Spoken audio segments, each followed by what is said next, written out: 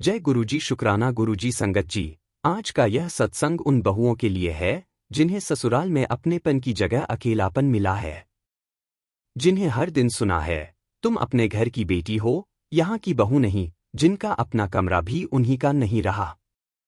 संगत जी, बहू का दर्द सबसे गहरा होता है क्योंकि वह न अपने घर की होती है न ससुराल की। उसे दोनों जगह अजनबी होने का एहसास होता है। आज मैं आपको सुनाने जा रहा हूं निशा शर्मा की वो दास्तां जिसकी शादी के बाद उसका ससुराल का कोई भी सदस्य उससे सीधे बात नहीं करता था।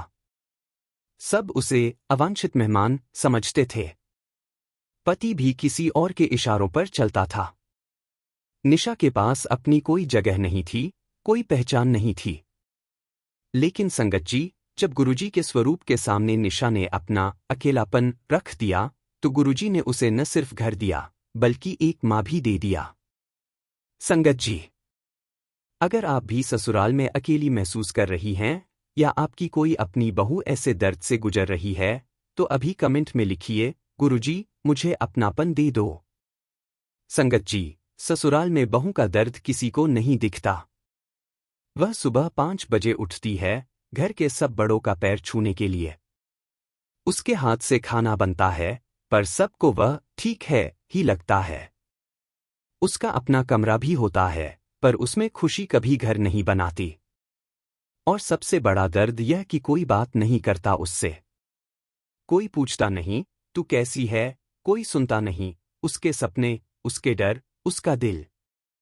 आज की सत्संग एक ऐसी ही बहू की है जो अपने घर में मेहमान समझी जाती थी, जिसे हर दिन सुना जाता था तुम अपनी बेटी हो, बहू नहीं, और जिसके पास अपनी जगह मांगने का भी हक नहीं था। जय गुरुजी। संगत जी, यह मेरी सत्संग है। मेरा नाम निशा शर्मा है। शादी को 3 साल हो चुके हैं। मेरी शादी मुंबई के एक समृद्ध बड़े संयुक्त परिवार में हुई थी। मेरे पति का नाम अजय है। घर में सास-ससुर, देवर, साला सब एक ही छत के नीचे रहते हैं। शादी से पहले मैं सोचती थी कि संयुक्त परिवार मतलब साथ, सुरक्षा और अपनापन। लेकिन शादी के बाद मुझे समझ आया कि संयुक्त परिवार सिर्फ एक शब्द नहीं होता। कभी कभी वो एक दबाव भी बन जाता है। मेरी शादी बहुत अच्छे से हुई थी। हंसी खुशी, मेहमान, रस्में, पूजा। और अजय का मुस्कुराता हुआ चेहरा देखकर लगा था मैं सुरक्षित हूं। लेकिन जिस दिन मैं ससुराल पहुंची उसी दिन मुझे महसूस हो गया कि कुछ बदल गया है। दरवाजे पर ही सास ने कहा, बहू पहले घर के नियम सीख लो। यहां सब कुछ हमारे तरीके से होता है। उस पल मुझे समझ नहीं आया कि नियम का मतलब क्या है, पर अगले ही दिनों में सब साफ हो गया। मेरे दिन का एक तय ढांचा था। सुबह 5 बजे उठना, सबसे पहले बड़ों के लिए चाय बनाना, फिर रसोई का सारा काम, दोपहर में पूरे घर की सफाई, शाम को फिर खाना और रात में सबके बिस्तर लगाना। इन सब के बाद मेरे लिए कुछ नहीं बचता था। ना वक्त, ना थकान की इजाजत, ना ये पूछने का हक कि मैं कैसी हूं। पहले ही हफ्ते मेरा शरीर जवाब देने लगा। पैरों में लगातार दर्द, पीठ टूटती हुई लगती थी और दिल के अंदर एक अजीब सी घुटन भरने लगी थी। मैं मुस्कुराती थी लेकिन अंदर ही अंदर खुद से पूछने लगी थी, क्या यही शादी है? एक दिन हिम्मत करके मैंने अजय से बात की। मैंने कहा, मैं पूरी कोशिश कर रही हूं, घर का हर काम कर रही हूं, लेकिन फिर भी माँ जी को कुछ न कुछ कमी ही दिखती है। हर दिन कोई न कोई ताना, कोई न कोई बात। मैं उम्मीद कर रही थी कि वो मुझे समझेगा, कम से कम सुनेगा। लेकिन उसने बिना मेरी तरफ देखे बस इतना कहा, निशा, ये परंपरा है। हर नई बहू को यही सब सहना पड़ता है। तू भी थोड़ा सहन कर ले। समय के साथ सब ठीक हो जाएगा। उस पल मुझे ऐसा लगा जैसे किसी ने सिर पर चोट मार दी हो। तू भी? जिस इंसान से मुझे सबसे ज्यादा सहारे की उम्मीद थी, वही मुझे समझाने के बजाय मुझे ही चुप रहने की सलाह दे रहा था। फिर उसने एक और बात कही। और हाँ, एक बात और। मेरी माँ की शिकायत मेरे सामने मत किया कर। अगर कुछ प्रॉब्लम है तो अपनी माँ को फोन करके बता दिया कर। बस इतना सुनते ही मेरी आंखें भर आईं। मैं कुछ बोल नहीं पाई। उस दिन मुझे पहली बार साफ महसूस हुआ, मैं इस घर में अकेली हूं। मेरा पति भी पूरी तरह मेरा नहीं है। यह घर भी मेरा नहीं है। यहां सब कुछ उनका है। नियम, आवाज, हक। और मैं बस एक ऐसी इंसान हूं जिससे समझने की नहीं, सहन करने की उम्मीद की जाती है। दिन गुजरते गए, पर मेरे लिए दिन नहीं, बस एक के बाद एक इम्तिहान आते गए। माता जी की बातें धीरे धीरे आदेश से तानों में बदल गईं। कभी रसोई में, तुम खाना बिल्कुल अलग तरीके से बनाती हो। मेरी बेटी तो इससे कहीं बेहतर बनाती थी। कभी सबके सामने, तुम्हारे मायके में क्या सिखाया गया है, कुछ भी ढंग से नहीं आता। कभी किसी और की मिसाल, अपनी बहू को देखो, वो कितनी समझदार है, कितनी अच्छे से घर संभालती है। हर दिन एक नया ताना, हर दिन एक नई तुलना, हर दिन दिल में लगने वाली एक नई चोट। मैं मुस्कुरा देती थी, चुप रह जाती थी, क्योंकि मुझे सिखाया गया था बहू को सहना आता होना चाहिए। रात को जब सब सो जाते, मैं बाथरूम में जाकर धीरे धीरे रोती थी ताकि किसी को आवाज न आए। एक दिन हिम्मत हारकर मैंने अपनी माँ को फोन किया। मैंने रोते हुए कहा, माँ, मुझसे नहीं हो पा रहा। माँ ने बस इतना कहा, बेटा, हर बहू के साथ यही होता है, तू धैर्य रख, समय के साथ सब ठीक हो जाता है। मैं फोन हाथ में लेकर काफी देर तक बैठी रही। मेरे मन में एक ही सवाल घूम रहा था, कितना धैर्य, कब तक? क्या एक लड़की की पूरी जिंदगी सिर्फ धैर्य रखने के लिए ही होती है? क्या उसके आंसू गिने नहीं जाते? क्या उसका मन, उसका दर्द कभी किसी को दिखाई नहीं देता? उस रात पहली बार मुझे लगा, मैं धीरे धीरे खुद से दूर होती जा रही हूं। संगत जी, सत्संग आगे जारी रहेगा, परंतु पहले एक अत्यंत महत्वपूर्ण सेवा संदेश आपसे विनम्रतापूर्वक साझा करना आवश्यक है। संगत जी, आप सभी पर गुरु कृपा सदा बनी रहे। आज हम एक पवित्र और निरंतर चल रही लंगर सेवा के लिए आपसे निवेदन शेयर कर रहे हैं। हमारा उद्देश्य है कि जरूरतमंद और असहाय लोगों तक समय समय पर भोजन की व्यवस्था पहुंचाई जा सके ताकि किसी को भी भूखा रहने की मजबूरी महसूस न हो। ये सेवा किसी संगठन, व्यक्ति या नाम के लिए नहीं, सिर्फ गुरु कृपा, गुरु भावना और मानव कल्याण के लिए है। संगत जी, यदि आपके मन में भी इस लंगर सेवा के लिए प्रेम और भावना जागृत हो, तो आप अपनी सेवा राशि के माध्यम से इस सेवा में शामिल हो सकते हैं।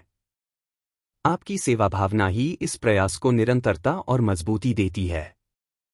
जब स्क्रीन पर क्यूआर कोड दिखाई दे, तो इस सरल प्रक्रिया का पालन करें। जैसे ही क्यूआर कोड दिखे, उसका स्क्रीनशॉट ले लीजिए।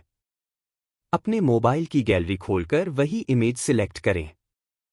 अपने किसी भी यूपीआई ऐप में स्कैन फ्रॉम गैलरी विकल्प चुनें। श्रद्धा अनुसार सेवा राशि भेजकर अन्य सेवा सहयोग पूर्ण करें। कृपया सहयोग करते समय मन में बस इतना भाव रखें, हे गुरुजी, यह सेवा आपकी है, आपका ही प्रसाद है और आपके ही नाम से की जा रही है। गुरु भक्ति का फल सेवा भाव की शक्ति और लंगर का प्रसाद जीवन को बदल देता है। शुक्राना गुरुजी। संगत जी, आइए अब इस सत्संग को आगे बढ़ाते हैं। उस दिन कुछ अलग नहीं था। घर में सब बैठे थे। खाना परोसा जा रहा था।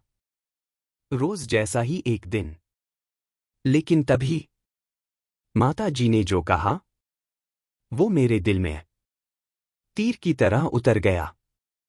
सबके सामने बिना आवाज ऊंची किए बिल्कुल सामान्य लहजे में उन्होंने कहा, निशा, तुम कभी मेरी बहू नहीं बन सकती। तुम तो हमेशा अपनी बेटी ही रहोगी। और इस घर में अपनी बेटी भी कभी अपनी नहीं रहती। वह तो पूरे घर की होती है। तो तुम क्यों सोचती हो कि तुम अपनी रह सकती हो? वो शब्द आज भी मेरे कानों में गूंजते हैं। उस पल ना मैं रो पाई, ना कुछ कह पाई। बस चुपचाप सिर झुका लिया। मुझे पहली बार लगा, शायद गलती मुझ में ही है। शायद सच में मेरा कोई हक नहीं है इस घर में। यह घर, इसके लोग, इसके रिश्ते सब मेरे हैं। पर मैं किसी की नहीं हूं। मुझे समझ आ गया कि इस घर में मेरा स्थान रिश्तों में नहीं, जिम्मेदारियों में है। यहां मुझे बोलने का अधिकार नहीं, सिर्फ सहने का है। यहां मेरा अस्तित्व इंसान का नहीं, एक भूमिका का है। सेवा करने की भूमिका। उस दिन के बाद मैंने खुद से उम्मीद रखना छोड़ दिया। क्योंकि जहां इंसान को इंसान न माना जाए, वहां उम्मीद भी धीरे धीरे मर जाती है। धीरे धीरे मैं समझ ही नहीं पाई कि मैं कब थक गई और कब टूट गई। मुझे डिप्रेशन हो गया था। लेकिन उस घर में डिप्रेशन को बीमारी नहीं, कमजोरी कहा जाता है। मैं रसोई में खाना बनाते बनाते रो लेती थी। आंसू गिरते थे और मसाले में मिल जाते थे। कपड़े धोते हुए मेरे हाथ चलते रहते थे, पर मन कहीं और डूबा रहता था।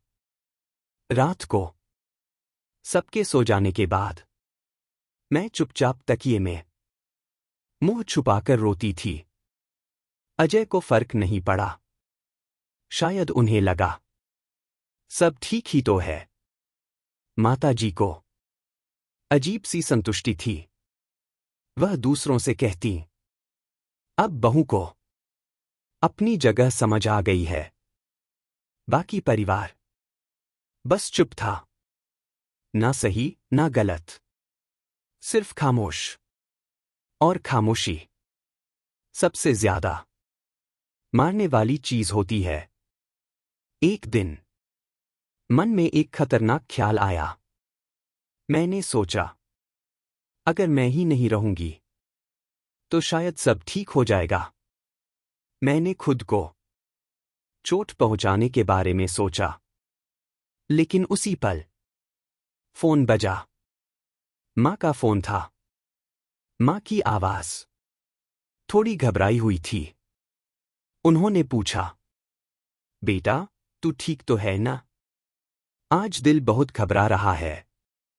और उसी एक सवाल ने मेरे अंदर का बांध तोड़ दिया। मैं रो पड़ी। इतना रोई कि शब्द भी टूट गए। मैंने मां को सब कुछ बता दिया।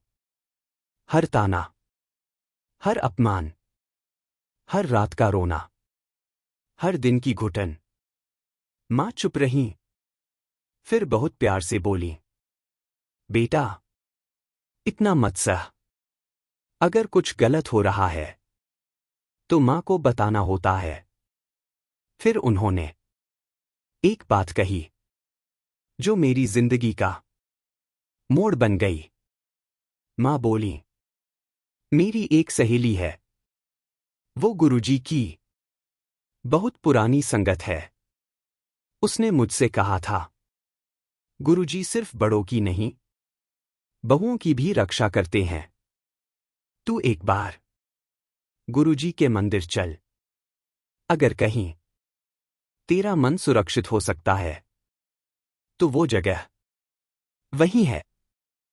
उस दिन मैंने पहली बार दिल से सोचा, शायद मेरे लिए भी कहीं कोई जगह है जहां मुझे गलत नहीं ठहराया जाएगा, और यहीं से मेरे जीवन में अंधेरे के बीच प्रकाश की खोज शुरू हुई।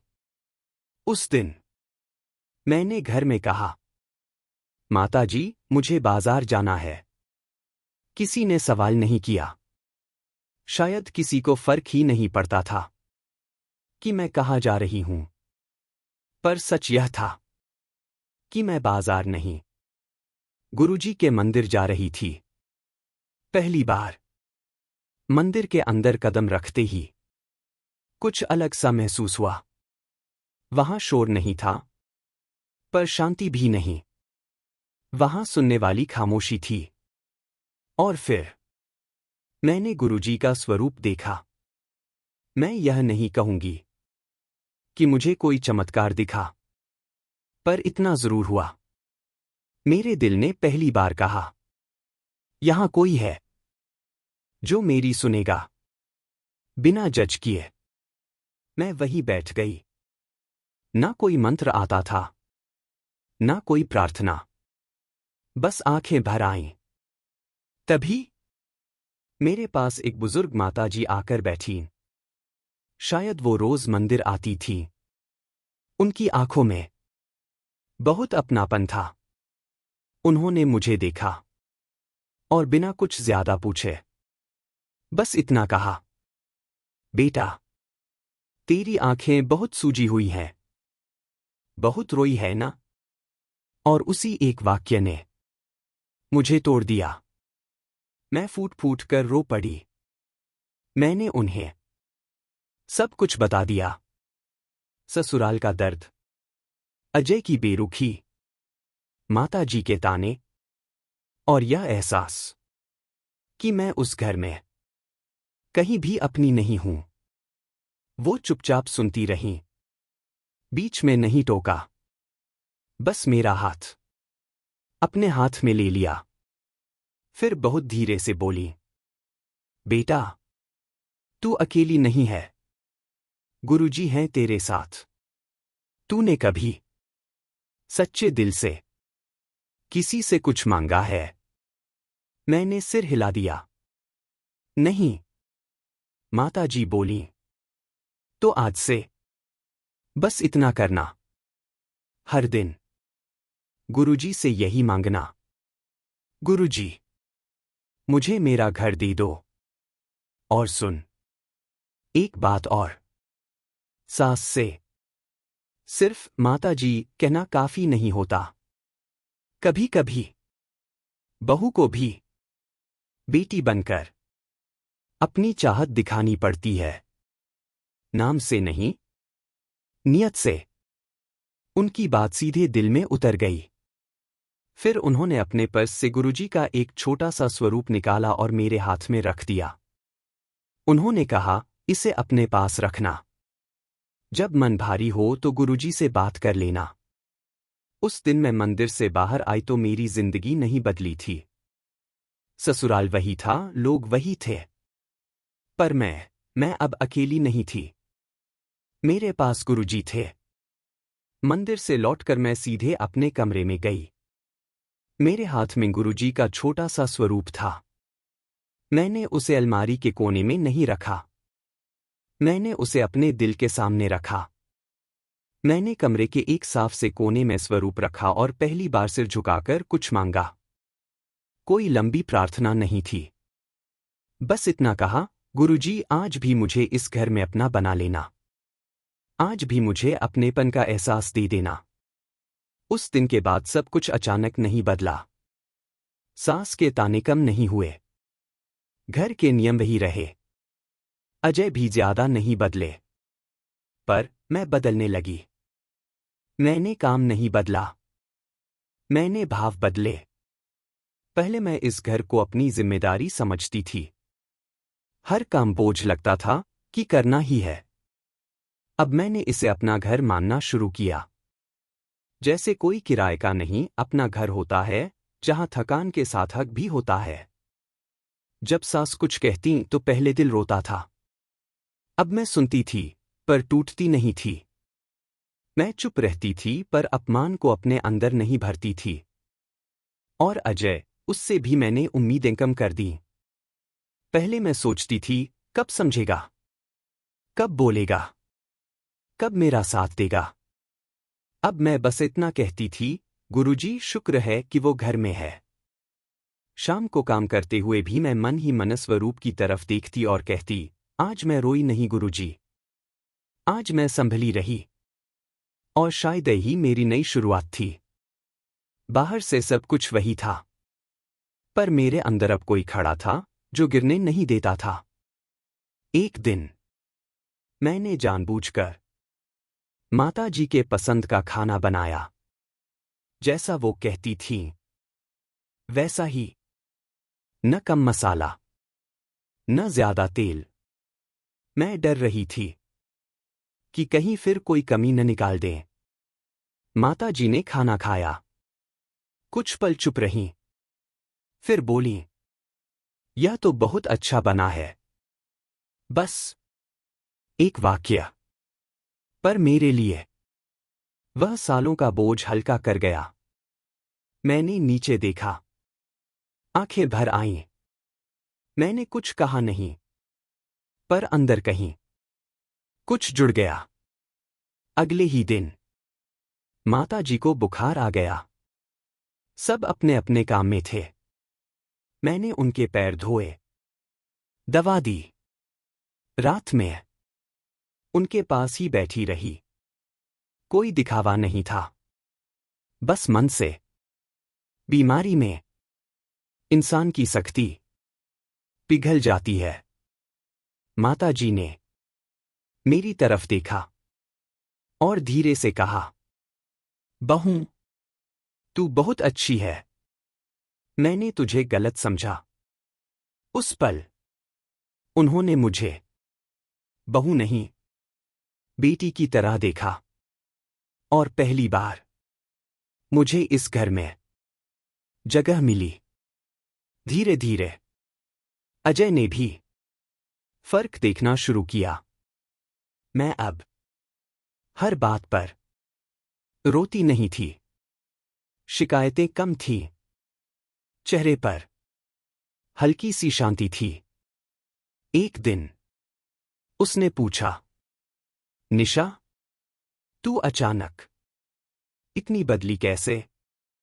मैंने उसकी तरफ देखा और धीरे से कहा, अजय, मैं खुश नहीं हूं। मैं ठीक हूं। मैंने आगे कहा, मैंने समझ लिया है कि यह घर मेरा है या नहीं। यह फैसला कोई और नहीं करेगा।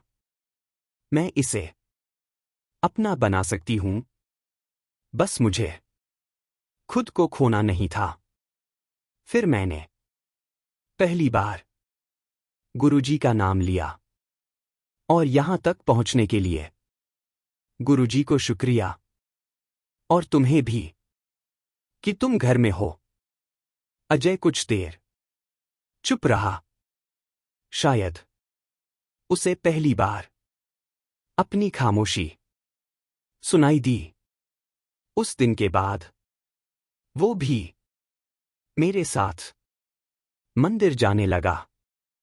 ज्यादा नहीं बोला, पर मेरे साथ चलने लगा। और यही मेरे लिए सबसे बड़ा बदलाव था।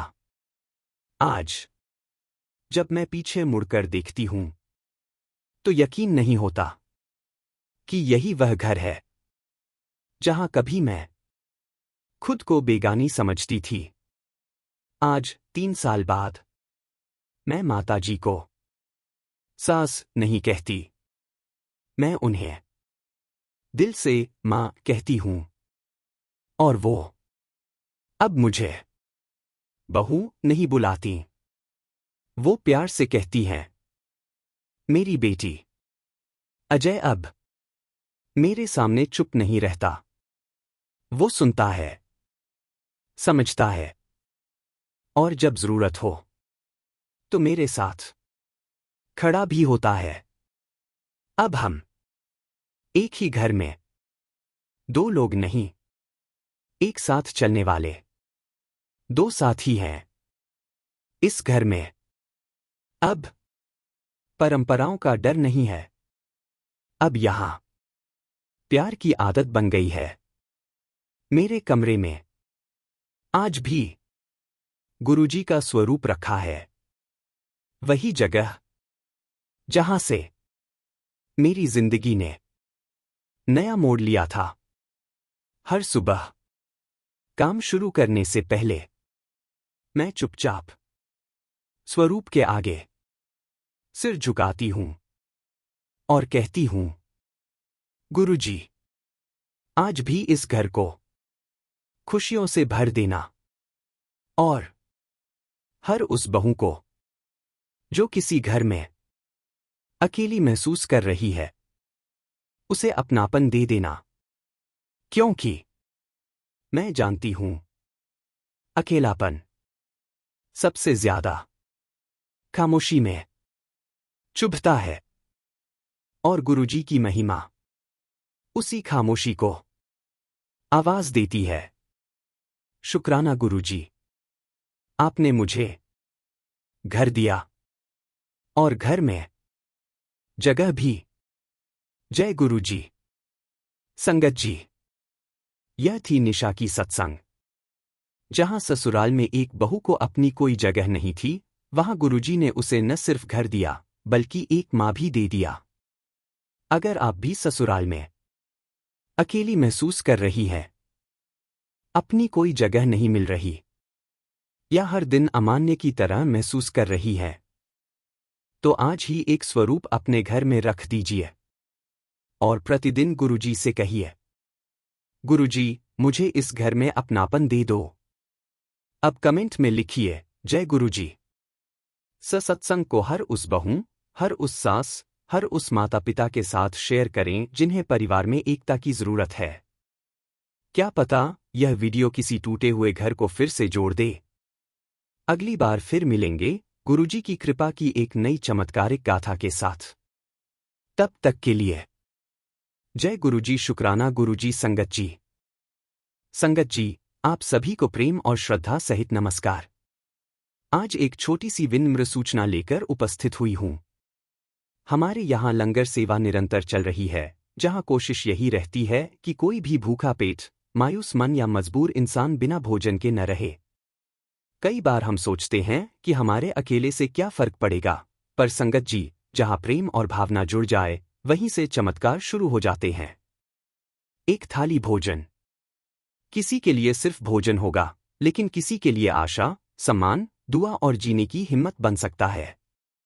अगर आपका मन हो, आपकी भावना कहे, तो आप भी इस लंगर सेवा में अपना प्रेम, सहयोग और सहभागिता जोड़ सकते हैं। यह पूरी प्रक्रिया पूर्णतः श्रद्धा आधारित है और नामगोपनीयता का भी पालन किया जाता है। सेवा जुड़ने का सरल तरीका, स्क्रीन पर दिख रहे क्यूआर कोड का स्क्रीनशॉट लें, फिर किसी भी यूपीआई ऐप को खोलकर स्कैन करें और अपनी भावना अनुसार राशि भेजकर लंगर सेवा पूर्ण करें। आपकी श्रद्धा ही इस सेवा की वास्तविक शक्ति है।